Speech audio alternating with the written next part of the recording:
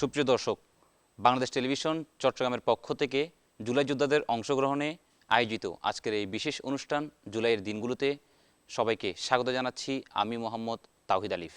জুলাই গণঅভ্যুত্থান বাংলাদেশের ইতিহাসের এক অনবদ্য সময়, যেই সময়ে বাংলাদেশের রাজপথ ছিল প্রকম্পিত এবং সেই রাজপথে রক্ত ঝরিয়েছে বহু শ্রমিক, ছাত্র, জনতা, শিশু কিংবা কিশোর। আজ আমরা শুনব সেই শ্রমিক, ছাত্র, জনতাদের মধ্য থেকে 10 জনের গল্প। আজ 5 আগস্ট জাতীয় জুলাই গণঅভ্যুত্থান দিবস উপলক্ষে আমরা শুনব সেই গল্পগুলো তাদেরই মুখ থেকে, যারা ছিলেন আন্দোলনের রাজপথের সাক্ষী। আজ আমাদের সাথে উপস্থিত আছেন সেই সময়ের 10 জন প্রত্যক্ষদর্শী এবং অংশগ্রহণকারী। আমাদের সাথে আছেন চট্টগ্রাম মহসিন কলেজের শিক্ষার্থী হামিদ হোসেন, চট্টগ্রাম কলেজের শিক্ষার্থী আবু আবদুল্লাহ জুনায়েদ, চট্টগ্রাম কলেজের শিক্ষার্থী মোহাম্মদ মিনার হোসেন, চট্টগ্রাম কলেজের শিক্ষার্থী মোহাম্মদ মাহফুজ ফারাজি, আন্তর্জাতিক ইসলামিক বিশ্ববিদ্যালয় চট্টগ্রামের সাবেক শিক্ষার্থী আবদুল্লাহ আল শাহেদ। আমার বামে উপস্থিত আছেন বিজিসি ট্রাস্ট বাংলাদেশ এর শিক্ষার্থী কাইমুল হক, চট্টগ্রাম আইন কলেজের শিক্ষার্থী রিয়াদ সুলতানা নুরি, চট্টগ্রাম কলেজের শিক্ষার্থী আসিফুর রহমান, হাজারাতুজ্জ ডিগ্রি কলেজের সাবেক শিক্ষার্থী সালমান শামীম, চট্টগ্রাম আইন কলেজের শিক্ষার্থী কামরুল হাসান কাদের। আজকের এই জাতীয় জুলাই গণঅভ্যুত্থান দিবসে আমরা শুনব সেই জুলাইয়ের কথা এবং জুলাইয়ের গল্পগুলো আমাদের জুলাই যোদ্ধাদের কাছ থেকে। আমরা প্রথমেই চলে যাব মোহাম্মদ হামিদ হোসেনের কাছে, যিনি জুলাইতে উত্তাল সময়ে জুলাইয়ে অংশগ্রহণের কারণে কারাবরণ করেছেন। মোহাম্মদ হামিদ হোসেন, আপনি কিভাবে জুলাইতে অংশগ্রহণ করেছিলেন এবং আপনার আন্দোলনের সেই পরিস্থিতি এবং আপনার কারাবরণের সম্পর্কে আমাদেরকে একটু বলুন।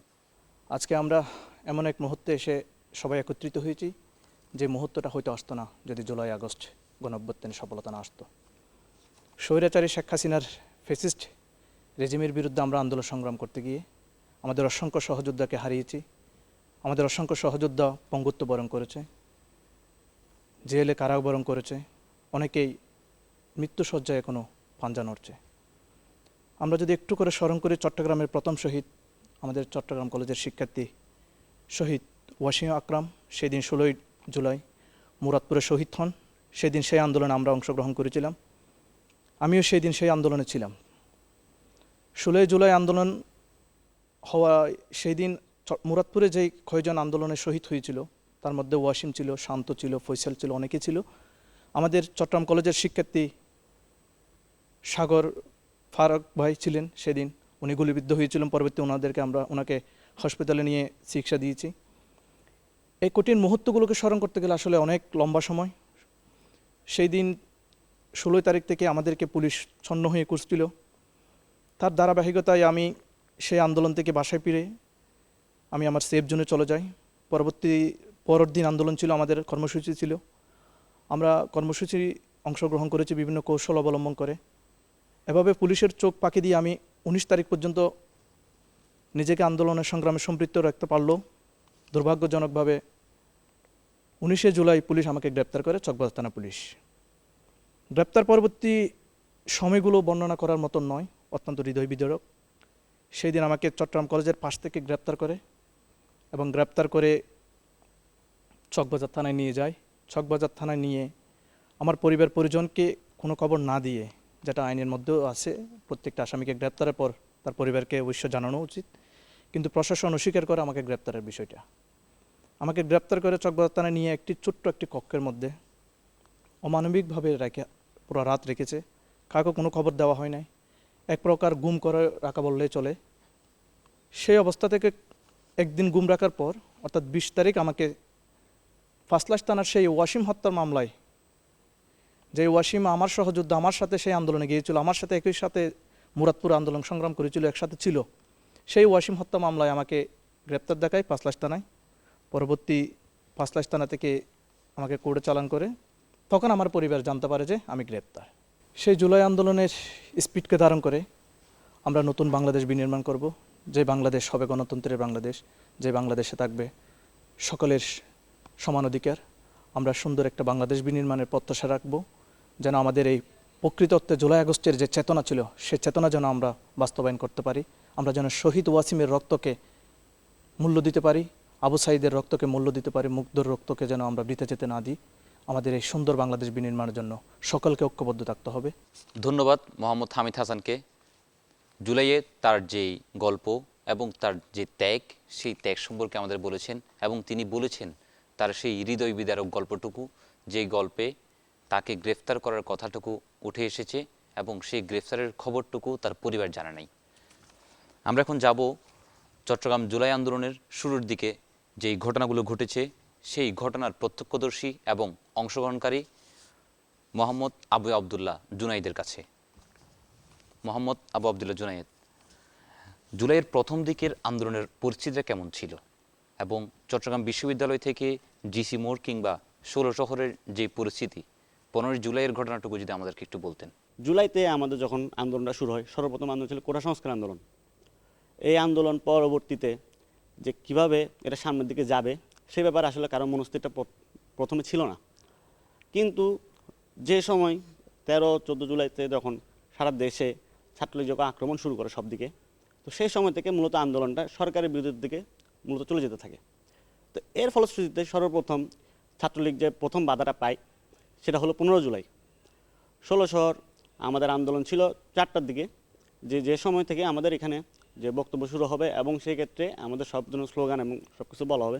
এই সময় হঠাৎ করেই প্রায় ৫টার দিকে আসরের একটু পরেই মূলত ছাত্রলীগের যে আক্রমণটা শুরু হয় ২ নম্বর গেটের দিক থেকে এসে তারা মূলত আমাদের ১৬ শহর ঢোকা শুরু করে এবং তারা ককটেল ফাটায়, বোমানিক করার চেষ্টা করে, একই সাথে তারা পাথর দিয়ে আক্রমণ করে। কিন্তু সেই দিন সর্বপ্রথম পুরো বাংলাদেশের ছাত্র জনতা, পুরো বাংলাদেশের মানুষ দেখেছিল যে কীভাবে ছাত্রলীগকে আসলে এই সাধারণ ছাত্র জনতা আটকে দিতে পারে, কীভাবে তারা প্রতিরোধ গড়ে তুলতে পারে। এই স্পিরিটটাই মূলত পরবর্তীতে আন্দোলনকে এগিয়ে নিয়ে গিয়েছে। যেটা সেদিন সর্বপ্রথম ছাত্র জনতা তারা যখন আক্রমণ শুরু করলো, পিছু হটে এসেছে, আমরা প্ল্যাটফর্মের অপর পাশে ছিলাম, ওখান থেকে আমরা সর্বপ্রথম আবার পাল্টা আক্রমণ করা শুরু করি। হাতে কি ছিল? হাতে কিন্তু কিছুই ছিল না আমাদের, শুধু স্টেশনে যে পাথরগুলো ছিল এই পাথরগুলো দিয়ে কিন্তু আমরা পাল্টা আক্রমণ করি। এখন এখানে যদি আমরা বলতে যাই, আজকে প্রায় ২ বছর, ৫ আগস্টের যেদিন ফ্যাসিস্ট সরকারের প্রধানমন্ত্রী তৎকালীন যে আমাদের উপর নারকের হত্যাযজ্ঞের যে নায়ক, সে শেখ হাসিনা পালিয়ে যেতে হয়েছিল তাকে, আমাদের ছাত্র জনতার সকলের যে অভ্যুত্থান, গণ অভ্যুত্থানটা, সেটার মুখেই তাকে পালিয়ে যেতে হয়েছিল। এবং আমাদের এই ভাইরা, আমাদের বোন, আমাদের সন্তান যারা ছিল তাদের জীবন দিয়ে তারা কিন্তু প্রমাণ করে গিয়েছেন যে কি এখানে আসলে যতই জালিম হোক না কেন তাদের আসলে কোনো স্থান নেই, বাংলাদেশে তাদের কোনো স্থান থাকবে না। এই বিষয়টাই তারা আমাদেরকে শিখিয়ে দিয়ে গেছেন এবং আশা করি ইনশাল্লাহ সামনে ভবিষ্যতে আমরা এই বিষয়টাকে সবসময় ধারণ করতে পারবো এবং সে অনুসারে চলতে পারবো। আবু আবদুল্লাহ জুনাইদ, চট্টগ্রাম শহরের প্রথম দিকের আন্দোলনে বিভিন্ন পয়েন্টে ছাত্র জনতাকে আপনারা কিভাবে একসাথে করেছেন এবং ওই সময় আন্দোলনের যে পরিস্থিতিটা, ওই পরিস্থিতি সম্পর্কে যদি একটু বলতেন। ১২ তারিখ চট্টগ্রাম আন্দোলনে প্রথম পুলিশ বাধা দেয় টাইগার পাস ২ নম্বর গেট। ২ নম্বর গেট থেকে পরবর্তীতে আবার টাইগার পাসও কিন্তু সকালবেলা বাধা দেওয়া হয়। সেই ক্ষেত্রে আমাদের যে নারীরা ছিলেন তারা কিন্তু ওই সময় সরাসরি একটা ভূমিকা রাখছেন যে যেখান থেকে পুলিশ কোনোভাবে ব্যানার বা পোস্টারগুলো ছিল তারা এগুলো ছিনিয়ে নিতে পারেনি। এক্ষেত্রে আপনার কথা বলতে হয় আলাদা করে তাহিদ আলিফ, আমাদের এখানে সালমান শামী উপস্থিত আছেন, আমাদের বন্ধু আসিফুর রহমান খান, কাইমুল হক, যারা আমাদের ভাইয়েরা উপস্থিত আছেন, তার প্রত্যেকে কিন্তু ওই সময় থেকে আমাদের সাথে কিন্তু সংযুক্ত ছিলেন, যাদেরকে নিয়ে কিন্তু মূলত আমাদের এই আন্দোলনটা সম্পূর্ণরূপে আমরা ওই জায়গাতে সংগঠিত করার ক্ষেত্রে একটা জায়গা রাখছিলাম। এই ক্ষেত্রে আমি আলাদা করে বলতে হয় আমাদের ফারুক ভাইয়ের কথা, ঠিক আছে, যিনি আমাদের চট্টগ্রাম কলেজের সিনিয়র হিসেবে আমাদেরকে একটা দিক নির্দেশনামূলক জায়গা থেকে আমাদেরকে একটা আশার উপরে ভরসা রেখেছেন এবং সে জায়গাতে তিনি নিজে উপস্থিত ছিলেন, একই সাথে বিভিন্ন ক্ষেত্রে সরাসরি আমাদেরকে নির্দেশনা দিয়েছেন। এর মধ্যেই আমাদের যখন ১৪ তারিখ আমাদের রাত্রেবেলা ২ নম্বর গেট একটা ব্লকের সৃষ্টি হয়, সেই জায়গাতেই সর্বশেষ অনুষ্ঠান প্রোগ্রাম আমাদের ঘোষণা করা হয় ১৫ জুলাইয়ের। ১৫ জুলাইয়ের এই ১৫ জুলাই প্রথম আমাদের এখানে ছাত্রলীগকে সেই সময় আঘাত করা হয়, পাল্টা আঘাত, যেটাকে আমি বলতে শুধু পাল্টা আঘাত করা হয় পুরো বাংলাদেশে সর্বপ্রথম। পরবর্তীতে ১৬ জুলাই আসে। ১৬ জুলাই আমাদের শহীদ ওয়াসিম, ফয়সাল আহমেদ শান্ত শহীদ, এছাড়া শহীদ ফারুক, তারা ৩ জন শহীদ হন। একই সাথে আমাদের ফারুক ভাই তিনি আহত হন, সরাসরি তার বুকে গুলি লাগে। তো পরবর্তীতে তাকে হাসপাতালে নিয়ে যাওয়া হয় এবং এই জায়গা থেকে তিনি গাজী হিসেবে ফিরে আসেন। মোহাম্মদ মিনার হোসেন, চট্টগ্রামের রাজপথে আপনি অংশগ্রহণ করতে গিয়ে কিভাবে হতাহতের শিকার হয়েছেন এবং সেই উত্তাল সময়ের পরিস্থিতি সম্পর্কে আমাদেরকে যদি একটু বলতেন। 15 জুলাই চট্টগ্রাম 16 শহরে যখন ওই দিন আওয়ামী লীগ প্রথমে ওরা স্থানটা মানে 16 শহর রেল স্টেশনে ওরা মানে দখলে নেয়, তখন আমরা ছাত্র জনতা ঐক্যবদ্ধ হয়ে ওদেরকে ওই দিন আমরা প্রতিরোধ করি। ওদেরকে ওইখান থেকে আমরা কি মানে পাথর দিয়ে মানে কি পাথর আমাদের হাতে ছিল, যে পাথর, আমাদের তো আর কোনো অস্ত্র বা ইয়া ছিল না। ওদের আওয়ামী লীগ দোষরদের তো সব কিছুই ছিল, ওদের পুলিশ বাহিনী ছিল, ওদের ঠোকাই যা ছিল আর কি আওয়ামী লীগের ওরা ছিল। এরপর 16 জুলাই আমাদের কাছে সকালে একটা মেসেজ আসছিল, আজকে নুরুল আদম বর্ণি উনি নাকি মানে গুলি তুলে নিয়ে ওনার সন্ত্রাসী বাহিনীদেরকে মাঠের মধ্যে নামা দিচ্ছে, ওইরকম একটা সকাল আমাদের মেসেজ আসছিল। ওয়াসিমের একটা পোস্ট ফেসবুক স্ট্যাটাস ছিল, চল আসুন 16 শহর। তখন আমরা ওই দিন বদ্দারা ডে আমরা কিছু ছাত্র জনতা ঐক্যবদ্ধ ছিলাম। ওইখান থেকে ওই পোস্টটা দেখার পর আমরা যখন 16 শহরের দিকে রওনা হচ্ছি, তখন মুরাদপুর আমাদের উপর হামলা হয়। নুরুল আদম বর্ণির সন্ত্রাসী বাহিনী, পুলিশ বাহিনী, ওদের বিল্ডিং থেকে আমাদেরকে পাথর নিক্ষেপ করা হয়েছিল, টিয়ার গ্যাস বা বুলেট। ওই দিনও আমি নিজেও আহত হই, আমার মাথার মধ্যে একটা পাথর পড়ছে, আমার মাথা থেকে ব্লাড বের হচ্ছে। তখন আমি আন্দোলন থেকে কি সরে যাই নাই। ওই দিন আমরা যখন ট্রিটমেন্ট নিতে যাই, আমাদের মানে ছোটো ভাই কতগুলো আমাকে যখন মেডিকেলে নিয়ে যেতে চাই, তখন আমি মেডিকেলে নিয়ে যেতে যাই নাই, পুলিশের বাধা ছিল। যেটা পুলিশ বক্স এই বদ্দারাট এদিকেও যেতে পারতেছি না, ওদিকেও যেতে পারতেছি না এখন। তো এখন মাঝখানে কি আমরা ছিলাম, আমার এই মাথার মধ্যে একটা ছোট্ট মঞ্চ আমার একটা সাক্ষাৎকার নিয়েছিল। ওই সাক্ষাৎকারটা আমি 1 আগস্টে অনেক খুঁজছিলাম, এই সাক্ষাৎকারটা আমি পাই নাই আসলে। এরপর 17 তারিখ আপনার ওই দিন তো আন্দোলন ছিল না, ওই দিন গাইবে জানাজা। 16 জুলাই তো আমাদের 3 জন শহীদ। প্রথম শহীদ আমাদের ওয়াসিম ভাই, ওইখানে ফয়সাল হোসেন শান্ত, তারপরে হচ্ছে ওমর ফারুক। প্রথম শহীদ তো হয়েছে রংপুরের আবু সাইদ। 17 তারিখ ওই দিন আমাদের গ্যাপ ছিল 18 জুলাই। 18 জুলাই প্রথম আন্দোলন শুরু হয়েছে নতুন ব্রিজ থেকে, কর্ণফুলী ব্রিজ থেকে। ওইটা যখন আমরা কর্ণফুলী ব্রিজ যাওয়ার পথে তোলাতলি যাওয়ার পথে যখন আমরা কয়েকজন মিলে যাচ্ছি, আমার ফ্রেন্ড সার্কেল বা কলেজের বন্ধুবান্ধব ওই রকম যাচ্ছি, তখন পুলিশের লাঠি চার্জ এই ঘাড়ের মধ্যে, ওইখানে আমি কি মানে রাস্তার পাশে পড়ে গেছি। এরপর পড়ানো অবস্থা কিছুক্ষণ পর আমি আবার উঠে আবার আন্দোলনের মধ্যে কি যাওয়ার পথে এই ডান হাতে একটা সিরে গুলি লাগছে। ঠের গেছে এগুলো তো গাইছি। তারপর ওই দিন আমার একটা ছোটো ভাই, আমার এলাকার ছোটো ভাই, ওনার একটা চোখও নষ্ট হয়ে গেছে। মানে ওকে আমরা ফাহাত তুলে নিব ওই রকম সুযোগও ছিল না। ফাহাত তুলে নেওয়া অবস্থায় আমাদের কি আরেকটা বাইকে কি পুলিশে কি করে অ্যারেস্ট করে, জেলার মধ্যে কি ওই দিন নিয়ে যায়।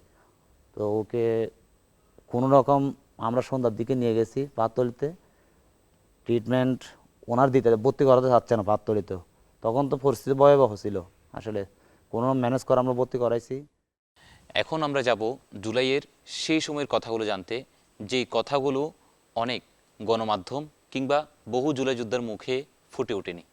আমরা জুলাইয়ের উত্তাল সময়, জুলাই 16 এবং 18 তারিখে চট্টগ্রামের যে ভয়াবহ পরিস্থিতিতে বিভিন্ন প্রতিষ্ঠানের শিক্ষার্থীরা অবদান রেখেছেন, কিন্তু শুধুমাত্র সেই সব প্রতিষ্ঠানের শিক্ষার্থীদের কথাগুলো বলা হয় না, সেই গল্পগুলো আমরা শুনতে যাব মোহাম্মদ মাহফুজ ফারাজির কাছ থেকে। মোহাম্মদ মাহফুজ ফারাজি, আপনি আন্দোলনের শুরু থেকেই আন্দোলনে অংশগ্রহণ করেছিলেন এবং আন্দোলন সম্পর্কে আপনি জানেন। সেই মুরাদপুরের যেই ব্লকেটটা সৃষ্টি হয়েছিল, সেই ব্লকেটটা মূলত কিভাবে সৃষ্টি করা হয়? আমাদের প্রতিরোধটা শুরু হয় মূলত 15 জুলাই। 15 জুলাই 16 শহরে আমরা শান্তিপূর্ণ আন্দোলন করছিলাম। ইতিমধ্যেই ছাত্রলীগ আমাদের উপর হামলা করছিল। ওখান থেকে মূলত পাথর বা যে যার হাতে যেটা ছিল সব কিছু নিয়ে আমরা ওদের আক্রমণের পাল্টা প্রতিহত করছিলাম। তো ওখান থেকে মূলত আমাদের প্রতিরোধটা শুরু হয়। এরপরে রাতের বেলা ওই দিন আমার একটা স্মৃতি যেটা আমার সারা জীবন মনে থাকবে। ওই দিনই আমার সাথে আমাদের শ্রদ্ধেয় শহীদ বড় ভাই ওয়াসিম আকরামের সাথে দেখা হয়েছিল এবং পরিচয় হয়েছিল, এবং আমার সৌভাগ্য হয়েছিল ওয়াসিম আকরাম সহ আমরা প্রায় চট্টগ্রাম কলেজের 15 জন শিক্ষার্থীকে নিয়ে একটা গ্রুপ, ফেসবুকে একটা গ্রুপ খুলেছিলাম আমরা। ওই গ্রুপে অনেকেই ছিল এবং আমাদের এখানে আমাদের 2 জন জামিয়া স্টুডেন্ট ছিল যারা জামিয়া আহমদিয়া সুন্নি আলিয়াতে পড়তো। তো তাদেরকে নিয়ে মূলত আমরা মানে আমাদের আন্দোলনের পরবর্তী দিন আমরা কি করব না করব, কোথায় থেকে শুরু করব, এগুলো শুরু করছিলাম। তো যথারীতি রাতের বেলা আমাদের আন্দোলনের কর্মসূচি ঘোষণা করা হলো ১৬ শহরে পরের দিন দুপুর ৩টা বাজে। তো সেই অনুযায়ী আমরা পরের দিনের প্রস্তুতি নিচ্ছিলাম। তো আমরা দেখছিলাম যে আমাদেরকে নিয়ে আমাদের যেই জামিয়ার গ্রুপগুলো আছে সেখানে আমাদের কিছু আমাদের সাথেরই জামিয়ারই ছাত্র বা আমাদের কলেজে চট্টগ্রাম কলেজের ছাত্র ওরা একসাথেই আমাদের বিরুদ্ধে বিভিন্ন রকমের মানে কথা বলা শুরু করলো। তখন আমরা অনেকে ভয় পাচ্ছিলাম, আবার কি করব কি হবে, যেহেতু আমরা প্রতিরোধ করেছিলাম কিন্তু প্রতিরোধের ওই শক্তিটা আমাদের মধ্যে ছিল না। কারণ আমরা এটা শক্তি ছিল কিন্তু এটা আমরা কীভাবে জাগাই তুলবো, কারণ আমরা তো সন্ত্রাস ছিলাম না, আমরা সাধারণ ছাত্র ছিলাম। তো সেই সুবাদে আমাদের ওখানে আমরা একজন লিখলাম, যদি তুমি ভয় পাও তবে তুমি শেষ, যদি তুমি রুখে দাঁড়াও তবে তুমি বাংলাদেশ। সেখান থেকেই মূলত আমাদের পরবর্তী যাত্রাটা শুরু। আমরা পরের দিন যথারীতি 2:45 আমি মুরাদপুরে আসি। মুরাদপুরে আসার পরে আমরা দেখলাম যে ওখানে অলরেডি গোলাগুলি শুরু হয়ে গেছে, গুলির শব্দে জাজালো হয়ে যাচ্ছে সব কিছু, দুই একজন গুলিবিদ্ধ হয়েছে। আন্দোলন থেকে ছাত্ররা সবাই পিছু হটে পালিয়ে যে যার অবস্থান থেকে জীবন রক্ষার্থে সবাই সরে গেল। সরে যাওয়ার পরবর্তীতে আমরা মুরাদপুরের যে রেল বিটটা আছে, যেহেতু আমাদের আন্দোলনের মেইন স্পট ছিল হচ্ছে আমাদের ১৬ শহর, আগের দিন রাতে বলে দেওয়া হয়েছে, মুরাদপুর আমাদের প্ল্যানে বা ওইরকম কিছুই ছিল না। তো সেই সুবাদে আমরা সবাই ১৬ শহরের ওই ১৬ শহর রেলগেট না, মুরাদপুরের যে রেলগেটটা আছে সেখানে গেলাম। যাওয়ার পরে সেখানে আমরা হঠাৎ করে ত্রাণ করতে হিসেবে আমাদের জামিয়ার কিছু স্টুডেন্টকে, প্রায় ৪-৫০০-র উপরে স্টুডেন্ট একসাথে, ওরা জামিয়া থেকে, মাদ্রাসা তখন ছুটি হয়েছিল, ছুটি হওয়ার পরে তারা সবাই ওখান থেকে মুভ করার পর আমরা দেখতে পেলাম যে এই পাশে যারা ব্যবসায়ী আছে ওখানে কিন্তু অনেক ব্যবসায়ী আছে যারা গাড়ির ইঞ্জিন বা এগুলো নিয়ে ব্যবসা করে। ওরা কি করলো, ওরা বললো যে বাবা তোমরা সবাই এগিয়ে যাও, সবার হাতে একটা লাঠি এবং একটা 5 এগুলো দিল, যে তোমাদের কাছে তো অস্ত্র নাই, তোমরা এটা নিয়ে যাও, তোমরা সাহস পাওয়া। এরপরে জামিয়াত ছাত্ররা সহ আমরা যখন ওই দিক থেকে মুভ করলাম মুরাদপুরের দিকে, তখন ওই পাশ থেকে আমাদেরই পরিচিত কিছু ছেলে যারা ছাত্রলীগ করতো তারা আমাদেরকে আক্রমণ করলো। তখন আমরা প্রতি আক্রমণ করার ফলে চারদিক থেকে ওরা কোথাও টিকতে পারেনি, ওরা বিভিন্ন দিকে ছড়াই ছিটিয়ে গেল এবং কিছু মানুষ ছাদে উঠে গেলো একটা বিল্ডিংয়ের। ছাদে উঠে যাওয়ার পরে ওখানে আমরা সবাই যখন আক্রমণ করছিলাম তখন আমরা প্রতিহত আমাদের দখলে চলে আসছে পুরো মুরাদপুরটা। চলে আসার পরে হঠাৎ করে আমাদের গোলাগুলির শব্দে আমরা আবার সবাই বিচ্ছিন্ন হয়ে যাচ্ছিলাম। এমন সময় আমার 2টা বন্ধু আমার সাথে ছিল, তারা জামিয়ার স্টুডেন্ট। তো তারা আমাকে মানে আমি তাদেরকে খুঁজে পাচ্ছিলাম না অনেকক্ষণ পর্যন্ত। এবং আমার একটা বন্ধু আছে রিদওয়ান, ওকেও খুঁজে পাচ্ছিলাম না। আমি যেহেতু দুইজনকে পাচ্ছিলাম না, আরেকজনকে খুঁজতে হবে, কারণ একা একা থাকাটা এখানে রিস্কি। তো এমন একটা পরিস্থিতিতে হঠাৎ করে আমার 2টা বন্ধুকে আমি কল দিতে ওরা আমাকে বললো যে আমরা মেডিকেলে যাচ্ছি। ওরা আমাকে বলার পর আমি যথারীতি রিদওয়ানকে খোঁজা শুরু করলাম। রিদওয়ান 45 মিনিটের পর আমাকে কল দিয়ে বললো যে কালকে যে ওয়াসিম ভাইয়ের সাথে দেখা হয়েছিল ওই ওয়াসিম ভাই মারা গেছে। সাথে সাথে আমার হৃদয়টা ভেঙে গেল, আমি ভয় পেলাম। তারপরে হচ্ছে আমি আরও বেশি উদ্দীপ্ত হলাম। আমি আমার সাহস নিয়ে আমি আমার কথাগুলো আবার কি যারা ওখানে সমন্বয়ক যারা ছিল তখনকার সময়ে তাদেরকে বলতে গেলাম। তারা বললো যে এখন কিছু বলিও না, এখন কিছু বললে সবাই ভয় পেয়ে যাবে। তো এভাবে করে গেল। তারপরে শুনলাম আমরা যখন আন্দোলন শেষ করে বাসার দিকে ফিরতেছিলাম তখন তো ইন্টারনেট তো ওখানে ছিল না, বা ইন্টারনেটের বিভিন্ন ধরনের সমস্যা হচ্ছিল, অনেক মানুষ একসাথে থাকার কারণে। দেখলাম যে রংপুরের একটা ছেলেকে কীভাবে বিভৎসভাবে সবার সামনে ক্যামেরার সামনে লাইভ ক্যামেরার সামনে গুলি করে মারতেছে, সেটা দেখলাম। দেখার পরে আমরা বাসায় যেতে যেতে শুনলাম যে কিভাবে আমাদের একজন শ্রমিক ভাই উনি তার ছাত্র হলে বলতে পারতাম, উনি আন্দোলনে ওদেরকে মারতে আসছে, উনি শ্রমিক, উনি পথ দিয়ে হেঁটে যাচ্ছিলেন, ওনাকে গুলি করে মারা হলো। ওমর ফারুক ওনার নাম। তারপরে হচ্ছে আরেকটা শান্ত নামক একটা ছেলে, সেও মারা গেল। তারপরে হচ্ছে 3জন মারা গেল। এরপর আমি বাসায় এসে যথারীতি আমি ফেসবুকে ঢুকার পরে ওই যে আহত যে ছেলেটাকে নিয়ে গেল সেটা দেখলাম যে আমাদের ওমর ফারুক সাগর ভাই, চট্টগ্রাম কলেজের বড় ভাই। তো উনি এছাড়াও আরও অনেকে, অসংখ্য মানুষ সেদিন আহত হয়েছিলেন। ধন্যবাদ মোহাম্মদ মাহফুজ ফারাজি আপনাকে, আপনার যে জুলাইয়ের গল্পগুলো আপনি শেয়ার করেছেন সেগুলোর জন্য, এবং পাশাপাশি জুলাইয়ের 16 এবং 18 তারিখের যে উত্তাল সময়ের ইতিহাস আপনি তুলে ধরেছেন সেই ইতিহাসটুকু বলার জন্য। এবার আমরা যাব মোহাম্মদ আবদুল্লাহ আল শাহেদের কাছে, যিনি জুলাইয়ের উত্তাল সময়ে পুলিশের কাছ থেকে গুলির শিকার হন এবং তার কোমরে লাইভ বুলেট এসে লাগে, এবং সেই লাইভ বুলেটের কারণে তিনি এখনও পর্যন্ত তার সেই হতাহতের স্থানটুকু তার শরীরে এখনও বয়ে বেড়াচ্ছেন। তার গল্পগুলো আমরা এখন শুনবো তার কাছ থেকে। আমার আসলে কখনোই ছাত্রদের যে কোটা আন্দোলন, সেই কোটা আন্দোলনে নিজেকে সম্পৃক্ত করার কোনো ইচ্ছাই আমার ছিল না।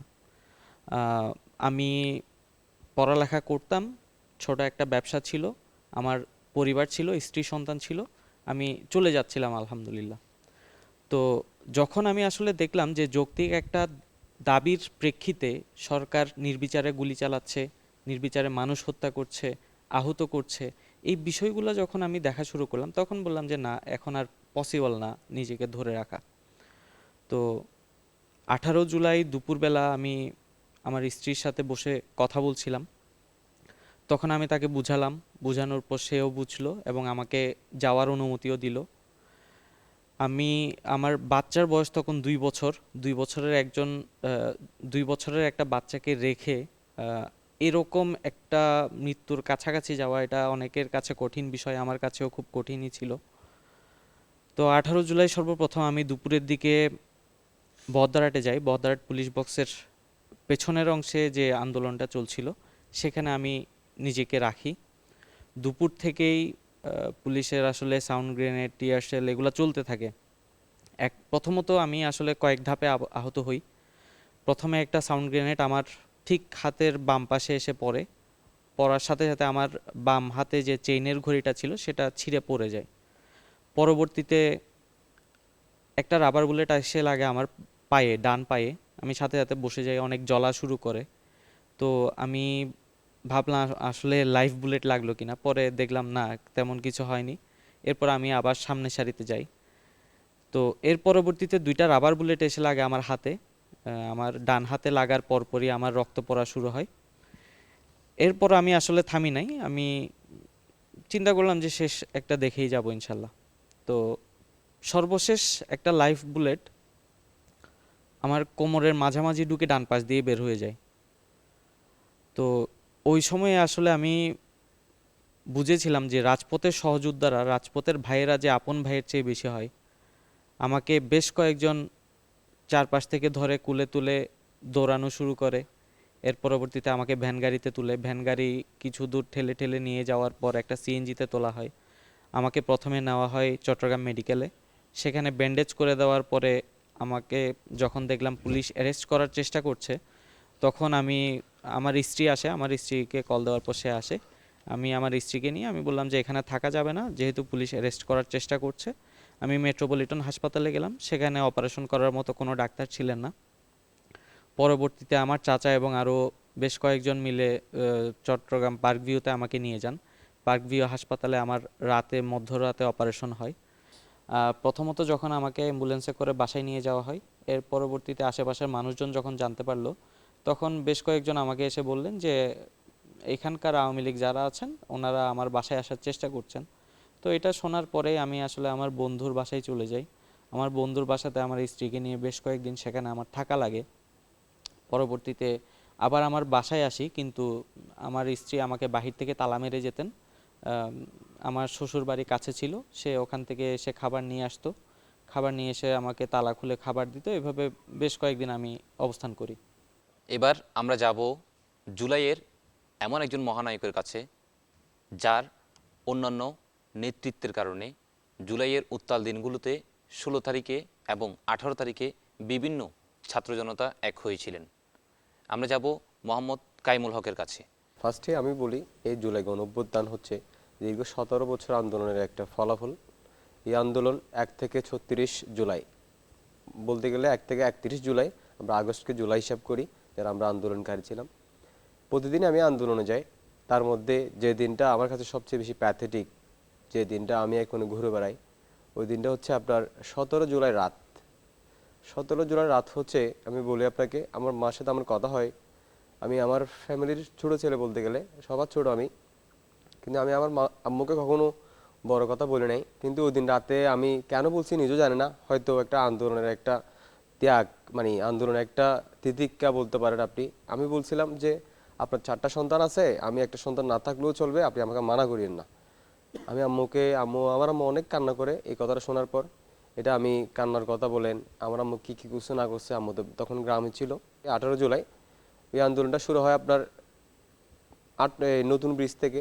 নতুন ব্রিজ যাই আমরা, ওখানে চারপাশে পুলিশ বলেন, ছাত্রলীগ বলেন। আমাদের একটা ভুল ডিসিশন ছিল ওই দিন, আমরা একটা জায়গা চয়েস করতে ভুল করছি। ওই কারণে আমরা অনেক হামলার শিকার হই। ওখান থেকে আমরা যখন আমাদের হামলা করে, এরপর আমরা স্থান ত্যাগ করি। ত্যাগ করে আমরা বহদ্দারহাট চলে আসি। বহদ্দারহাট আসার পর ওখানে দেখি আরও হামলা, পুলিশ, চারপাশে পুলিশ, এ পাশে ছাত্রলীগ, অন্য পাশে পুলিশ।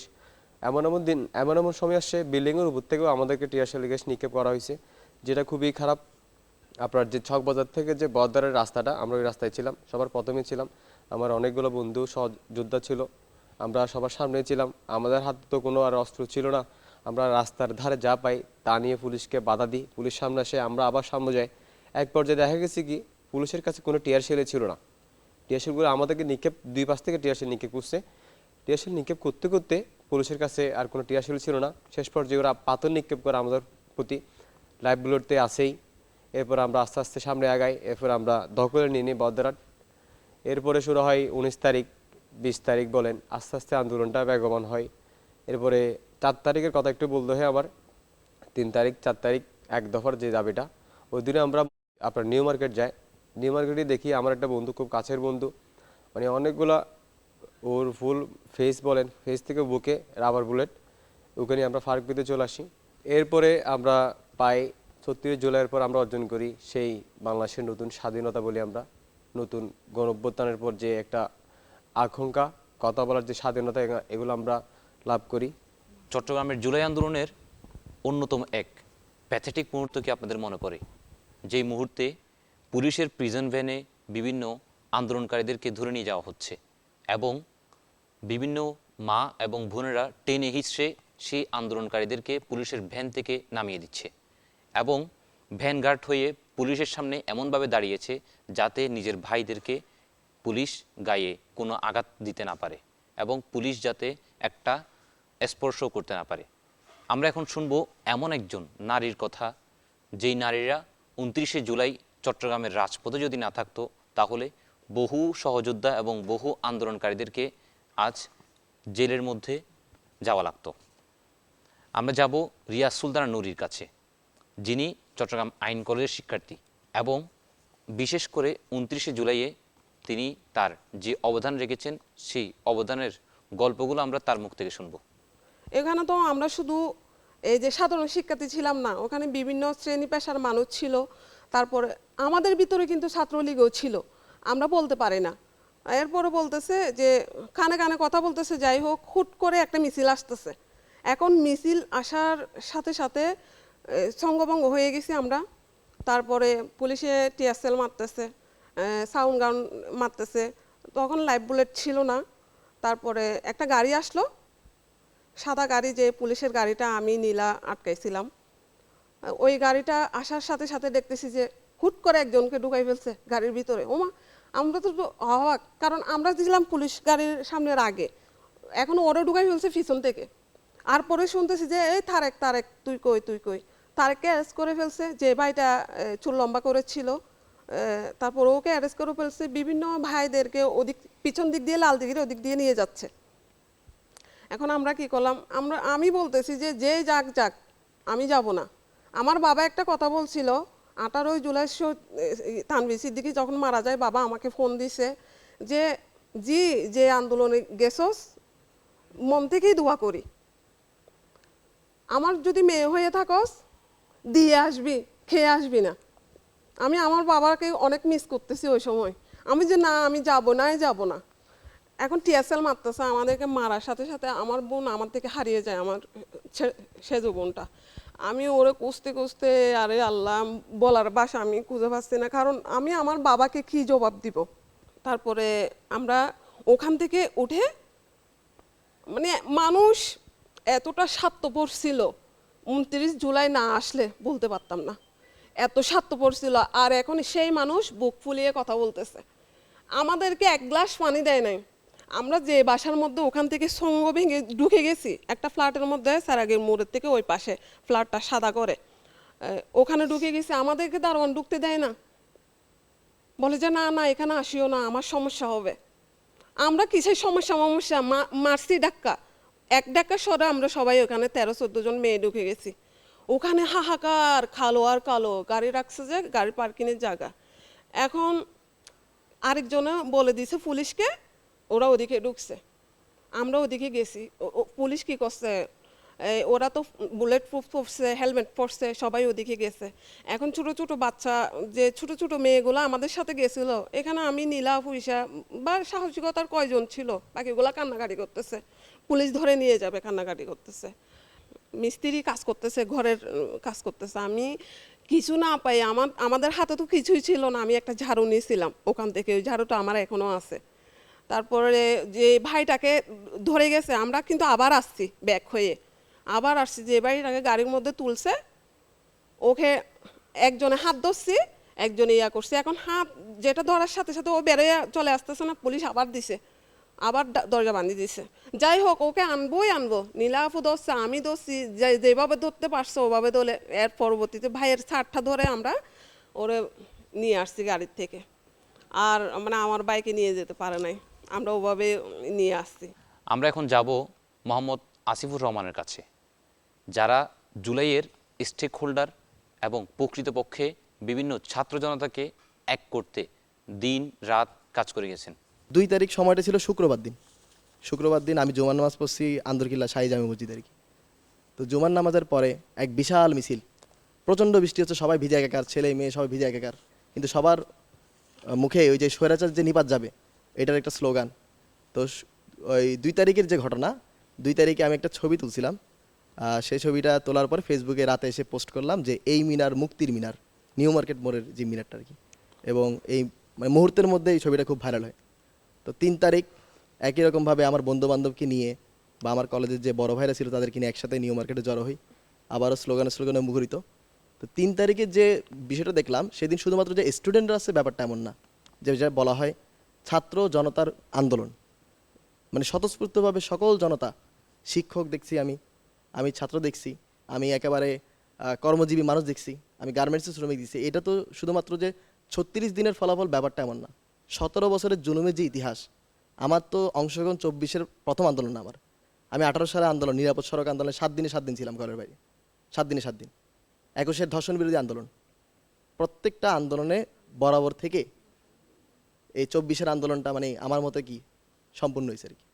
তো আমার আর একটা বন্ধুর কথা বলি, সিরাজ সালেকিন, যার ভিডিও হচ্ছে পুরো বাংলাদেশব্যাপী খুব ভাইরাল হয়েছে এবং সবাই শেয়ার করছে।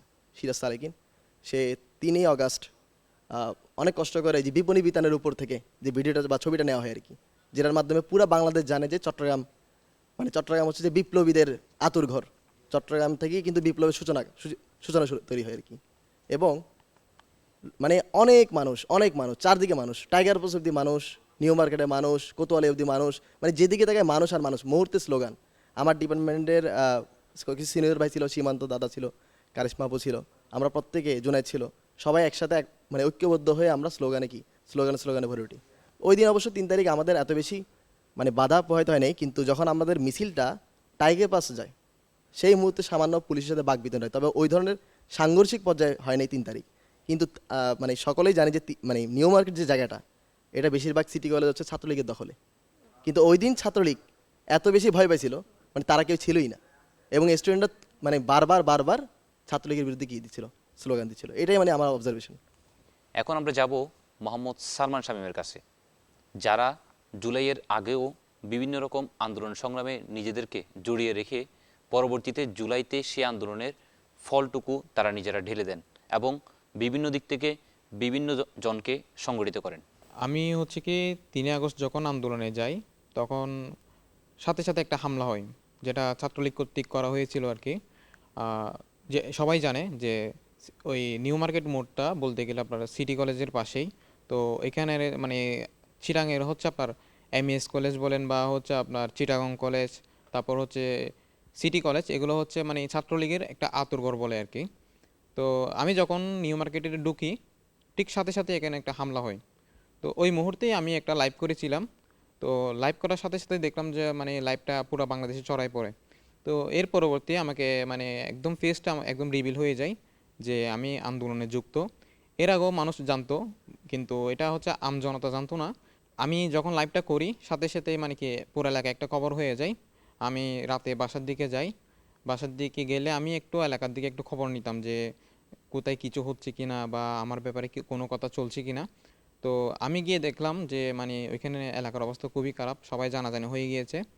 তো আমি কি করলাম, আমি আন্দোলনে তেমন একটা বাসে থাকতাম না। ওই দিন কী করলাম, আমি আমার নিজের বাসায় না থেকে আমি আমার নানু বাড়িতে চলে যাই। পুরো রাতটা আমি ওখানে কাটাই। আমি ঘুমাইতে পারি নাই। ওই দিন আমাকে ছাত্রলীগ থেকে কল দিচ্ছিলো, আওয়ামী লীগ থেকে কল দিচ্ছিলো।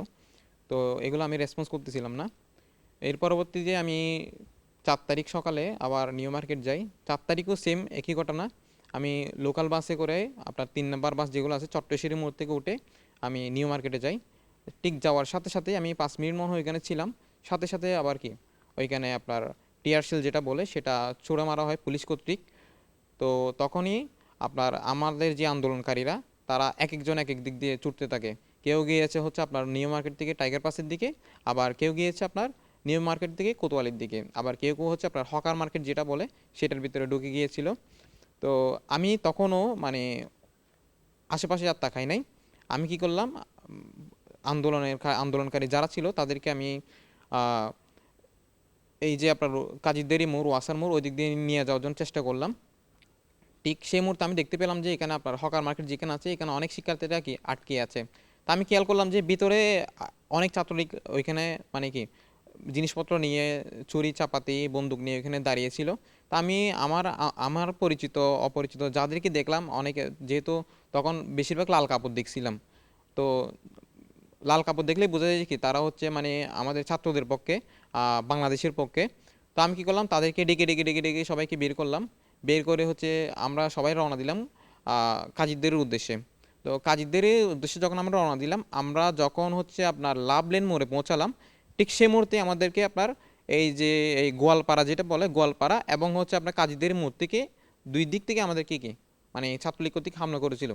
ঠিক সেই মুহূর্তে আমরা সেখানে বন্দুক, তারপর হচ্ছে পিস্তল, অনেক কিছু নিয়ে আমাদেরকে হামলা করেছিল, চুরি চাপা দিয়ে হামলা করেছিল। তো তখন আবার আমরা দ্বিতীয়বার আবার ছত্রভঙ্গ হয়ে যাই। তো ওই দিক থেকে কেউ হচ্ছে আপনার লালখান বাজার দিয়ে চলে গিয়েছিল, আবার হচ্ছে কেউ ওয়াসাতে চলে গিয়েছিল। ঠিক আমরা কি করলাম, এই আমরা সবাই কি করলাম, কাজীদের দিকে রওনা দিলাম। কাজীদের হয়ে আমরা সরাসরি কি আপনার ওয়াসার মোড়ে গেলাম। তো ওয়াসার মোড়ে গিয়ে সেখানেও দেখলাম যে একটা উত্তাল অবস্থা। এখন যে আমাদের যে একটা দিক নির্দেশনা একটা দেওয়ার কথা, যে আমরা তো প্রত্যেকটা আন্দোলন আমরা লিডার ঠিক করে রেখেছিলাম, কিন্তু তো ওই দিন আমাদের মানে লিডারও কি মানে এক একজন এক এক দিয়ে চলে গেল। এখন আমরা কি করব বুঝতে পারছিলাম না। আমরা মোবাইলের মাধ্যমে, আমরা হোয়াটসঅ্যাপে, তারপর হচ্ছে কলের মাধ্যমে আমরা একে অপরের সাথে যোগাযোগ করছিলাম। তো দেখলাম যে আমাদের মোটামুটি টিম সবগুলা আপনার একটা হচ্ছে টাইগার পাস মোড়ে, আরেকটা হচ্ছে ওয়াসার মোড়ে। তো ওয়াসার মোড়ে গেলাম, দেখলাম যে ওইখানে মানে প্রচুর সেনাবাহিনী মোতায়েন করা হয়েছিল। তো এক মুহূর্তে গিয়ে আমরা কয়েকজন আগাই যাই, কারণ আমাদের সাথে সেনাবাহিনীর সাথে কথা বলতে হবে, তাদেরকে কিভাবে কনভিন্স করা যায়, তাদেরকে কিভাবে গুলি চালানো বন্ধ করানোর জন্য আমরা কথা বলতে পারি। তো আমরা কয়েকজন গিয়ে কথা বলি। তো দেখলাম যে ওই দিন সেনাবাহিনীরাও কিন্তু আমাদের জন্য খুবই শ্রদ্ধাশীল ছিল, খুবই হেল্পফুল ছিল। ওই দিন তারা আর ওইখান থেকে মানে আমাদের জন্য আর বুলেট ছুঁড়ে মারে নাই। ওই দিন তারা আমাদের সাথে শান্তভাবে কথা বলেছিল, তারাও আমাদেরকে সহযোগিতা করেছিল, আমরাও করেছিলাম। আমরা আস্তে আস্তে আমাদের অনুষ্ঠানের শেষ পর্যায়ে চলে এসেছি।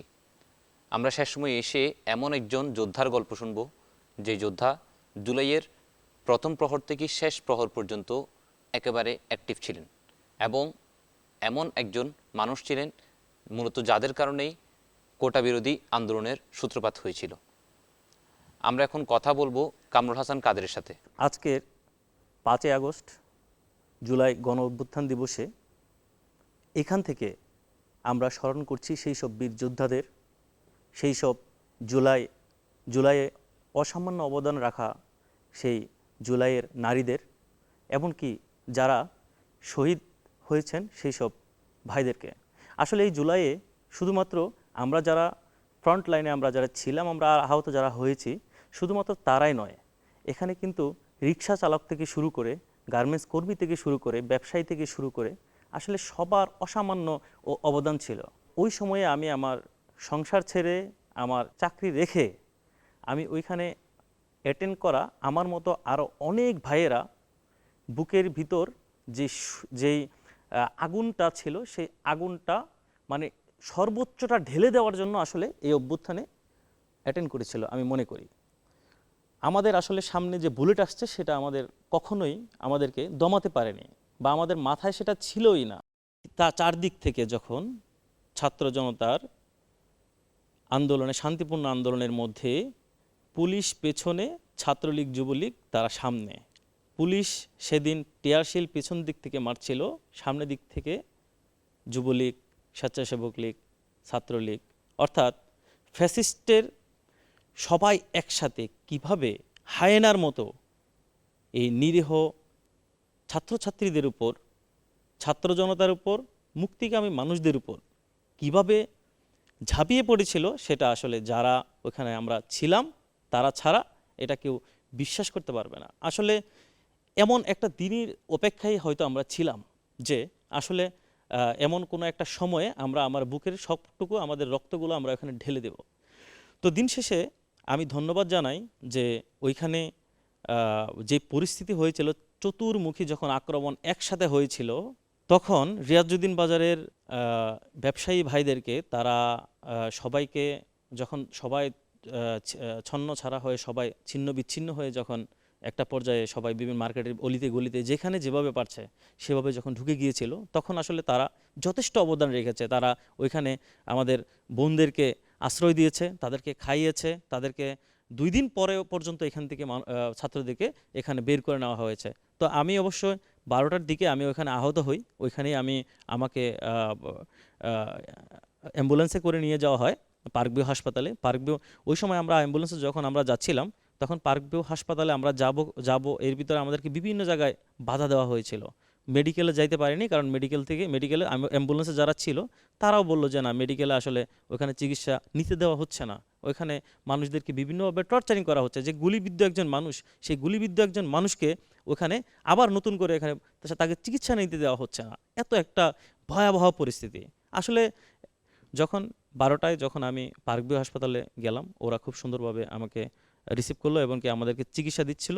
মিনিটে মিনিটে গুলিবিদ্ধ, হাতে কূপ, পায়ে কূপ, বুলেট বিদ্ধ, বিভিন্ন মিনিটে মিনিটে যখন ঢুকছিল, সবার কাছে শুধু একটাই কথা জিজ্ঞেস করছিলাম, নিউ মার্কেটের কী অবস্থা? বললো যে ভালো না, খুবই ভয়াবহ, খুবই ভয়াবহ। সেনাপ্রধান যখন বক্তব্য দিলেন যে আসলে তখনই আমরা ঢাকা তো অলরেডি আমাদের দখলে ছিল প্রায় কাছাকাছি। তো একটা পর্যায়ে আমাদের যখন শুনতে পাই যে আসলে হাসিনার পতন হয়েছে এবং কি সে এক দফা আন্দোলনের চূড়ান্ত বিজয় আমাদের সামনে এসে উপস্থিত হয়েছে, তখন আমি আমার শৈশব থেকে যখন থেকে সেই 2008-10 থেকে শুরু করে যখন থেকে আন্দোলনের বীজ আমাদের বুকে বপন করা হয়েছিল, সেই তখন থেকে যে পাথরটা আমাদের বুকে ছিল সেই পাথরটা নেমে গিয়েছে। সেই বিজয়, আমরা এই বিজয়ের একটা অংশীদার হতে পেরে, এমনকি এটা আমরা এই আবেগ বোঝানোর মতো কোনো ভাষা নেই। তো আসলে ধন্যবাদ সবাইকে। দিন শেষে এই দেশ, এই বাংলাদেশ আমাদের সবার। জুলাইয়ের যেই আকাঙ্ক্ষা ছিল, জুলাইয়ের যেই চেতনা ছিল, জুলাইয়ের মূল যেই আমাদের থিম ছিল, সেটা হচ্ছে বাংলাদেশকে সুন্দর করে, এই বাংলাদেশ যেন বিশ্ব দরবারে সুন্দর করে মাথা উঁচু করে দাঁড়াতে পারে এবং আমরা সবাই যেন দেশের জন্য আমরা যেন সবার জায়গা থেকে আমরা অসামান্য অবদান রাখতে পারি, এটাই হচ্ছে আমাদের আসলে চাওয়া। ধন্যবাদ কামরুল হাসান কাদের আপনাকে, আপনার জুলাইয়ের গল্প এবং 5ই আগস্টের যে অনুভূতি আমাদেরকে আপনি বলেছেন, সেই অনুভূতিটা আসলে কতটা সুখের ছিল যারা জুলাইয়ে একেবারে কাছ থেকে ছিল এবং যারা জুলাইয়ে একটা পানির বোতল দিয়েও হচ্ছে সহযোগিতা করেছে তারা জানে। পরিশেষে জুলাইটা আসলে সবার জন্য এক সুখের মুহূর্ত হয়ে দাঁড়িয়েছে 5ই আগস্টের প্রথম প্রহরে এসে। জুলাইয়ের যেই স্বপ্ন এবং যে আকাঙ্ক্ষা নিয়ে আমরা জুলাইতে রাজপথে নেমেছিলাম, সেই রাজপথ প্রকম্পনে পরবর্তীতে যখন আমরা 5ই আগস্ট আজকের দিনে আমরা গণঅভ্যুত্থানকে সফল করি, সেই সফলতার ধারাবাহিকতায় নতুন বাংলাদেশ আমাদের চিরচেনা সেই স্বপ্নের যে বাস্তবায়নটুকু আমরা পেয়েছি, ফেসিবাদ বিরোধী লড়াইয়ের যেই ইতি আমাদের ঘটেছে, সেই লড়াইয়ের প্রত্যয়, সাহসিকতা, সংগ্রাম এবং আমাদের চিরচেনা সেই আশা আকাঙ্ক্ষার প্রতিফলন ঘটেছিল আজকের এই দিনে। আজকের এই দিনে আমরা সকল ধরনের শহীদকে স্মরণে রেখে, সকল আহত যোদ্ধাকে স্মরণে রেখে এবং নতুন বাংলাদেশের প্রয়াস নিয়ে এখানেই বিদায় নিচ্ছি।